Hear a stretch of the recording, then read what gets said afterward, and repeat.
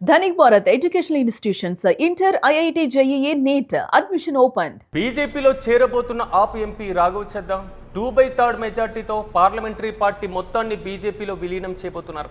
So Raghav చద్దాకు త్వరలో మంత్రి పదవి అంటూ జోరుగా ప్రచారం సాగుతుంది. ప్రధానంగా చద్దా త్వరలో కేంద్ర మంత్రి అంటూ వార్తలు చక్కర్లు కొడుతున్నాయి. త్వరలో జరగబోతున్నటువంటి కేంద్ర మంత్రివర్గ విస్తరణలో చద్దాతో పాటుగా మరో ఆప్ ఎంపీ కూడా చోటు దొక్కేటువంటి అవకాశం కనబడుతుంది. సో కేజ్రీవాల్ ఆప్ను కోలుకోలేని దెబ్బతీశారు ఎంపీలు. దేశ రాజకీయాల్లో సంచలనంగా మారుతుంది ఎంపీల తీరు. ఈ నేపథ్యంలో మాత్రం పూర్తి స్థాయిలో రాఘవ్ చద్దాతో పాటుగా మొత్తం 7 ఎంపీలు ఆమ్ ఆద్మీ పార్టీ నుంచి బీజేపీలో విలీనం కాబోతున్నారు. సో 2/3 వంతు మెజార్టీ ఉంది కాబట్టి ఎక్కడ పార్టీ ఫిరాయింపు చట్టం లోబడి లేదు కాబట్టి సో రాజ్యాంగబద్ధంగా మాత్రం ఈ విలీనం సాగుతున్నటువంటి తంతు కనబడుతుంది.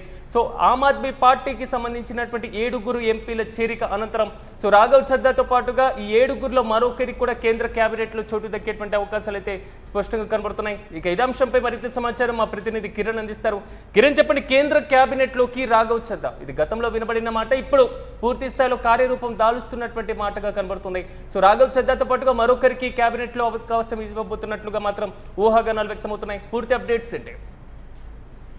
బీజేపీలో చేరిన రాఘవ్ చద్దాకు త్వరలో కేంద్ర కేబినెట్ విస్తరణలో మంత్రి పదవి దక్కుతుందంటే ఒక ప్రచారం అయితే జరుగుతుంది. ఇక్కడ నేడు ఏదైతే 2/3 మెజార్టీతో పార్లమెంటరీ పార్టీని మొత్తం బీజేపీలో విలీనం చేశారు రాఘవ్ చద్దా.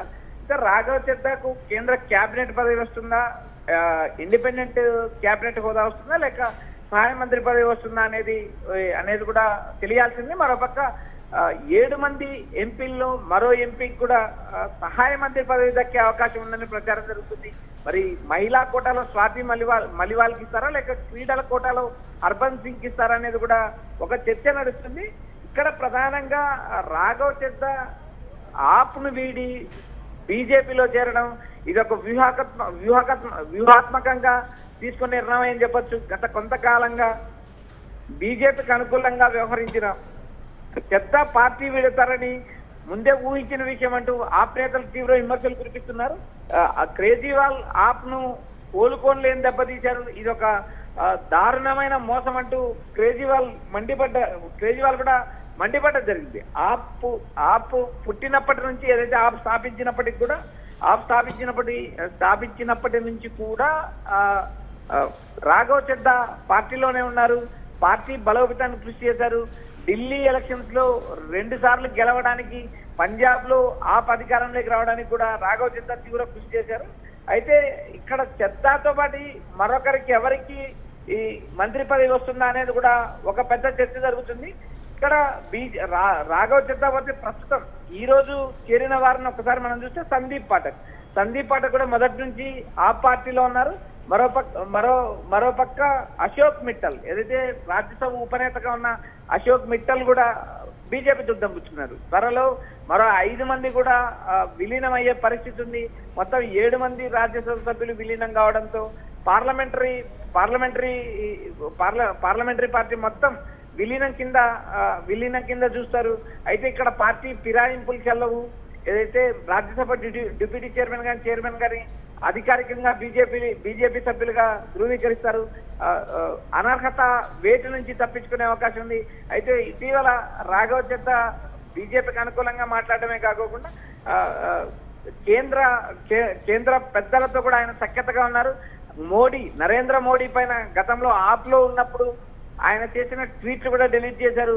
ఇటీవల కాలంలో బీజేపీ పాలన బాగుంది, బీజేపీ తీసుకున్న కానీ కిరణ్, కొంతవరకు అంటే బీజేపీతో సంప్రదింపులు ఆల్రెడీ పూర్తయ్యాయి అనుకోవాలా? సో భవిష్యత్తు అవకాశాలపై బీజేపీ నుంచి ఒక స్పష్టమైనటువంటి హామీ వచ్చింది అనుకోవాలా ఈ స్టేట్మెంట్ ఇచ్చే ముందే? రాఘవ్ చద్దా ప్రత్యక్ష ఎన్నికల్లో ఇప్పటి వరకు పోటీ చేయలేదు. కేవలం పరోక్ష ఎన్నికల ద్వారా రాజ్యసభకి ఎన్నికయ్యారు. ఆయన ఖరగ్పూర్ ఐఐటి స్టూడెంట్, అంతేకాకుండా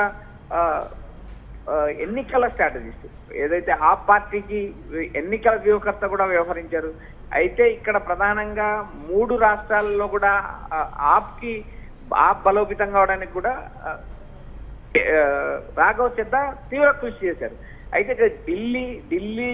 ఢిల్లీలో ఆప్ అధికారం కోల్పోయిన తర్వాత రాజకీయ పరిణామాలు చాలా వేగంగా మారాయి. కొంతమంది పార్టీని నేతలు వీడారు, కొంతమంది ఎమ్మెల్యేలు పార్టీని వీడారు. అయినప్పటికీ కూడా రాఘవ్ చెద్దా పార్టీనే అంటి పెట్టుకున్నారు.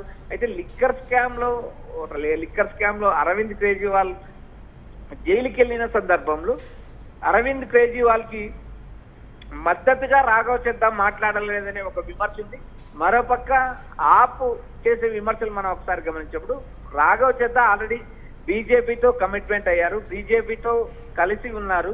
కాబట్టే ఆయన రాజ్యసభ ఫ్లోర్ లో బీజేపీకి అగెనిస్ట్ గా వాయిస్ వినిపించలేదంటూ తీవ్ర విమర్శలు కురిపిస్తున్నారు. అటు అరవింద్ కేజ్రీవాల్ కావచ్చు, ఇటు అతిషి కావచ్చు, సంజయ్ పాఠక్ కావచ్చు, మరికొంతమంది నేతలు నేరుగా అరవింద్ కేజ్రీవాల్ ను ఆ పార్టీని వెన్నుపోటు పొడిచారంటూ తీవ్ర విమర్శలు వినిపిస్తున్నాయి. అయితే ఇక్కడ ప్రధానంగా కేంద్ర కేబినెట్ లో అవకాశం ఇస్తారనేది ఒక ప్రచారం.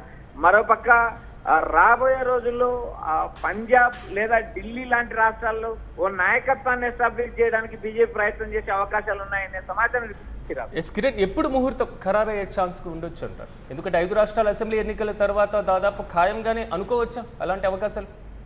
సిరాజ్, ఇప్పటికే 5 రాష్ట్రాల ఎన్నికలు మే 29 ఏదైతే ఏప్రిల్ 29న ముగుస్తాయి. మరోపక్క మే 4వ తేదీన ఫలితాలు వెలువడినాయి. అయితే కేంద్ర కేబినెట్ ఎప్పుడు విస్తరిస్తారనే అంశం మనం ఒకసారి గమనించినప్పుడు ఈ 5 రాష్ట్రాల ఎన్నికల్లో పాజిటివ్ వచ్చినా నెగిటివ్ వచ్చినా కేంద్ర కేబినెట్ విస్తరించే అవకాశాలు ఉన్నాయి. ఎందుకంటే ఇప్పటికే ఆయా ఎన్డీఏ మిత్రపక్షాలకు కేబినెట్ లో అవకాశం కల్పిస్తామంటూ మోడీ అమిత్ షా లాంటి నేతలు హామీ ఇచ్చారు. ఆంధ్రప్రదేశ్ లో కూటమి అధికారంలో ఉంది. ఇక్కడ జనసేన టీడీపీ నుంచి మరో ఇద్దరికి కేబినెట్ పదవులు దక్కే అవకాశాలు ఉన్నాయి. అటు కర్ణాటక నుంచి కానీ ఇటు కేరళ నుంచి కానీ అక్కడ నార్త్ నుంచి కూడా కొంతమందికి అవకాశం కల్పించే అవకాశాలు ఉన్నాయి. మరి ఎంతమందిని పార్టీ అవసరాలకు ఉపయోగిస్తారా, మరి కొంతమందిని కేబినెట్ లోకి తీసుకునే అవకాశాలు ఉన్నాయి. బీజేపీతో పాటు మిత్రపక్షాలు కూడా అవకాశాలు ఇచ్చే పరిస్థితి. ప్రస్తుతం మనకు అందుతున్న సమాచారం ప్రకారం ఏదైతే ఈ 7 మంది ఆప్ ఎంపీల్లో 2కి మంత్రి పదవులు దక్కే అవకాశం ఉంది. అందులో ఒకరికైతే రాఘవ్ చెద్దాకు ఖచ్చితంగా కేంద్ర కేబినెట్ హోదా దక్కుతుందనే ప్రచారం జరుగుతుంది. మరోపక్క సంజయ్ పాఠక్ వస్తుందా లేక స్వాతి మలివాల్కి వస్తుందా అనేది కూడా మనం చూడాలి. అశోక్ మిట్టల్ పైన ఇటీవల ఈడీ దాడులు జరగడం, ఆయన రాజ్యసభ ఉపనేతగా ఉన్నప్పటికీ కూడా నేరుగా నేడు బీజేపీ తీర్థం పుచ్చుకోవడం కూడా ఒకంత ఆప్ వర్గాలు ఆశ్చర్యం వ్యక్తం చేశాయి. అయితే రాజకీయాల్లో అవకాశం మాత్రమే ఉంటుంది కాబట్టి రాజకీయాల్లో శాశ్వత మిత్రులు శాశ్వత శత్రువులు ఉండరు కాబట్టి బీజేపీ ఇలాంటి నిర్ణయం తీసుకుంది. ఎందుకంటే ఇప్పటికే చాలా ప్రాంతీయ పార్టీలను విలీనం చేసుకోవడమా లేక ఆ పార్టీలో ఉన్న ఎమ్మెల్యేలను ఎంపీలను చేర్చుకోవడం కూడా మనం దేశవ్యాప్తంగా చూసాము. అదే మహారాష్ట్ర ఇటు బీహార్ లాంటి రాష్ట్రాల్లో కూడా మనం గమనించాము. అయితే ఇక్కడ బీజేపీతో పొత్తు పెట్టుకున్న ఏ పార్టీ ఇంతవరకు బాగుపడిన చరిత్ర లేదు. అయితే ఇప్పటికీ అధికారంలో ఉన్న ఎన్డీఏ కూటమిలో ప్రధాన భాగస్వామ్యంగా ఉన్న టీడీపీ జేడీయూ 2 పార్టీలు కీలకంగా ఉన్నాయి. జేడీయూలో బీహార్ ముఖ్యమంత్రిగా పనిచేసిన నితీష్ కుమార్ ను ముఖ్యమంత్రి పదవి నుంచి దించడం జరిగింది. మరోపక్క ఆంధ్రప్రదేశ్ కూటమిలో ఎప్పుడు ఎలాంటి చిచ్చు పడుతుంది ఆ బీజేపీ అనేది కూడా ఒక రకమైన చర్చలు జరుగుతున్నాయి. Siraj. Right Kiran, thank you. మొత్తం మీద బీజేపీలో చేరినటువంటి ఆప్ ఎంపీ రాఘవ్ చెద్దా పూర్తి స్థాయిలో రాజ్యాంగబద్ధంగా 2/3 వంతు మెజార్టీతో పార్లమెంటరీ పార్టీ మొత్తాన్ని బీజేపీలో విలీనం చేయబోతున్నారు. సో రాఘవ్ చెద్దాకు త్వరలోనే కేంద్ర మంత్రి పదవి అంటూ జోరుగా ప్రచారం సాగుతుంది. చెద్దా త్వరలో సెంట్రల్ మినిస్టర్ అంటూ వార్తలు చక్కర్లు కొడుతున్నాయి. అయితే త్వరలో జరగబోయేటువంటి కేంద్ర మంత్రివర్గ విస్తరణలో చెద్దాతో పాటుగా మరో ఆప్ ఎంపీకి కూడా ఛాన్స్ దక్కేటువంటి అవకాశాలు అయితే చాలా పుష్కలంగా కనబడుతున్నాయి. కేజ్రీవాల్ అదేవిధంగా ఆప్ను కోలుకోలేని దెబ్బతీశారు ఎంపీలు. మొత్తం మీద ఎంపీల విలీనం మాత్రం దేశ రాజకీయాలు సంచలనంగా మారుతున్నటువంటి పరిస్థితులు మనం చూస్తున్నాం. కానీ కొంతవరకు ఉత్కంఠ రేపుతున్నటువంటి అంశం ఈసారి జరిగేటువంటి కేంద్ర కేబినెట్లో సో భారీ స్థాయిలోనే కొత్త మొహాలు కనబడేటువంటి అవకాశాలు అయితే చాలా స్పష్టంగా కనబడుతున్నాయి. ఇప్పటికే నితీష్ కుమార్తో పాటుగా తమిళనాడు నుంచి ఆంధ్రప్రదేశ్ నుంచి కూడా ప్రాతినిధ్యం పెంచడంతో పాటుగా తాజాగా రాఘవ్ చెద్దాకి కూడా కేబినెట్లో మంత్రివర్గంలో ఛాన్స్ ఆల్మోస్ట్ కన్ఫర్మ్ అయినట్లుగా తెలుస్తుంది. సో కేంద్ర మంత్రి కేబినెట్ మంత్రి పదవి ఇస్తారా, లేదా స్వతంత్ర హోదాలో ఇస్తారా, లేదా సహాయ మంత్రి పదవి ఇస్తారా అన్న దానిపై మరింత క్లారిటీ రావాల్సిందే. రాఘవ్ చద్దాతో పాటుగా మరొకరికి కూడా కేబినెట్లో అవకాశం దక్కడం దాదాపు ఖాయంగానే కనబడుతుంది.